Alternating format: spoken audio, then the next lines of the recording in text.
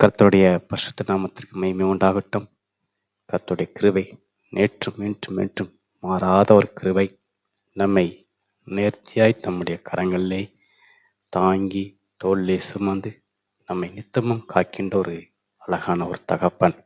அந்த தகப்பனுக்கு துதி கன மகிமை உண்டாவதாக. இன்றைக்கு நாம் 7வது நாளிலே தேவனுடைய வார்த்தையை தியானிக்க வந்துள்ளோம். 40 நாள்கள் தியானத்திலே இன்றைக்கு நாம் 7வது நாளில் வந்துள்ளோம். இந்த நாளில் தேவன் நமக்கு குறிக்கிட்ட ஒரு அழகான ஒரு வார்த்தை, மிகவும் பிரயோஜனமான ஒரு வார்த்தை. இன்றைக்கு இருக்கின்ற ஒரு சமூகத்தில் நாம் எல்லோரும் கட்டாயம் கடைபிடிக்க வேண்டிய ஒரு வார்த்தை.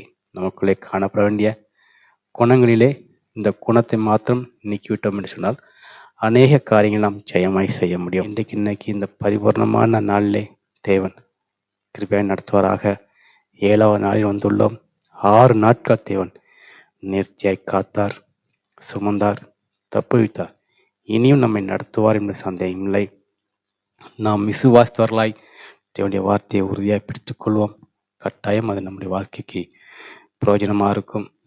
ஒவ்வொரு நாளும் வார்த்தையை தியானிக்கின்ற போது புதிய புதிய காரியத்தை தேவன் கற்றுக் கொடுக்கின்றார். நீங்களும் அந்த வார்த்தையை விசுவாசியுங்கள். நீங்களும் கிறிஸ்துவுக்குள் வலிமை பெற்றவராய் வாழ கற்றுக்கொள்ளுங்கள். தேவனுடைய வார்த்தை நிமித்தமாக ஆவி ஆத்மா சரீரத்திலே பலன் பெற்றவராய் வாழ உங்களை முற்படுங்கள். கட்டாயம் கிறிஸ்து உங்களை கொண்டு பெரிய காரியங்களை செய்வார். நீங்கள் சோர்ந்து போகாமல், தயங்காமல், திகைத்து போகாமல் தேவனுடைய சமூகத்திலே நித்தமும் காத்திருந்து காரியங்கள் நடப்பிக்கின்ற பொழுது தேவன் உங்களை ஒரு விசேஷ கிருபையினாலே தாங்க வல்லவராக இருக்கின்றார். நீங்கள் செய்கின்ற காரியத்தில் எல்லாம் ஜெயமாய் நடத்துவார். 7 நாட்களில் இன்னைக்கு காண செய்திருக்கிறார். 6 நாட்கள் மிக மிக பரிபூர்ணமான ஒரு நாட்களாய் நடத்த தேவன் உதவி செய்தார். இனியும் நம்மை அவ்விதமாகவே நடத்துவார். நம்ம ஜெபத்தை எடுத்து வார்த்தைக்குள்ளாக கடந்து செல்லலாம். அன்பு நிறைந்த நல்ல ஆண்டவரே, இப்பொழுது நாங்கள் 7வது நாளில் உங்களுடைய வார்த்தையை தியானிக்க வந்துள்ளோம். கர்த்தாவே, நாங்கள் சுயமாய் பேசாமல், சுயமாய் சிந்திக்காமல், சுயமாய் செயல்படாமல் கிறிஸ்துவுக்குள் மனத்தாழ்மை நடக்க அனுக்கிரகம் செய்யும். அடியனை மறைத்து நீங்க வெளிப்படுங்க. கொடுக்கின்ற வார்த்தை பிள்ளைகளுக்கு ஆரோக்கியமாகவும் பலனாகவும் சத்துவமாகவும் இருக்க உதவி செய்யுங்க. நிறைய வழிநடத்தும் பொருட்படுத்தி பாதுகாத்துக் கொள்ளும். வார்த்தையை நிலைத்திருக்க உதவி செய்யும். முற்றிலுமாக சமூகத்தை தாழ்த்தி அர்ப்பணிக்கிறது இயேசு என்னும் வல்லமையுள்ள நாமத்தில் ஜெபிக்கிற நல்ல பிதாவே, ஆமேன். ஹல்லேலூயா. பாருங்க, இன்றைக்கு நாம் தியானிக்க போகின்ற வார்த்தை என்னவென்று சொன்னா, யாக்கோப்பு எழுதின பொதுவான நிருபம் 1ஆம் அதிகாரம் 19-20. ஆகையால் என் பிரியமான சகோதரரை, யாவரும் கேட்கிறதுக்கு தீவிரமாயும் பேசுகிறதுக்கு பொறுமையாயும் கோபிக்கிறதுக்கு தாமதமாயும் இருக்க கடவர்கள்.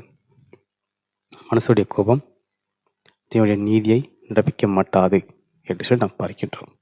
யாவரும் கேட்கிறதுக்கு தீவிரமாயும் தேவனுடைய திருவசனத்தை கேட்கிறதுக்கு நாம் ஆயத்தமாக இருக்க வேண்டும். தேவனுடைய திருவசனத்தை கேட்கக்கூடாதபடி நமக்கு செய்கின்ற ஒரு வீணான ஒரு கேரக்டர் அல்லது ஒரு சுபாவம் என்று சொன்னால் கோபம். கோபம் ஒரு மனுஷனை ஆளுகை செய்கின்ற பொழுது ஒரு நேர்த்தியான முடிவை எடுக்க முடியாதபடி அவனை பின்மாற்றம் அடைய செய்கின்றது. கோபம் ஒரு மனுஷனை ஆளுகை செய்கின்ற பொழுது அவனால் ஒரு தெளிந்த முடிவு எடுக்க முடியாது, காரியத்தை ஒழுங்காக நடப்பிக்க முடியாது, எதையும் சாத்தியமாய் செய்ய முடியாது.